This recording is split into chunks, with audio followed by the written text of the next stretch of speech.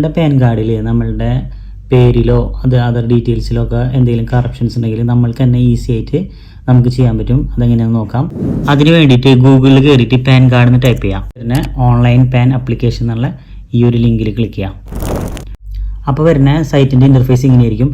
ഇതിൽ നമ്മൾ application type എന്നുള്ളടത്ത് ഇവിടെ സെലക്ട് ചെയ്തതിന് ശേഷം changes corruption existing pan card print of എന്നുള്ളത് ഈ ഒരു ഇത് സെലക്ട് ചെയ്യാവുന്നതാണ്.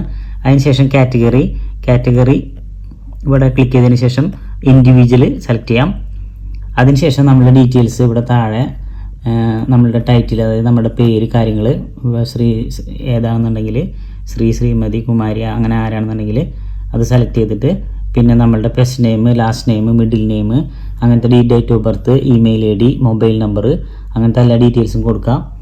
സിറ്റിസൺ ഏതാണെന്നുള്ളത്, പിന്നെ നമ്മളുടെ പാൻ നമ്പർ, ഓൾറെഡി നമ്മുടെ കയ്യിലുള്ള പാൻ കാർഡിൻ്റെ നമ്പർ ജസ്റ്റ് സെലക്ട് ചെയ്തതിന് ശേഷം ഇവിടെ ടിക്ക് ഇട്ടതിന് ശേഷം I am not a robot എന്നുള്ളത് ടിക്ക് ഇട്ടതിന് ശേഷം സബ്മിറ്റ് കൊടുക്കുക.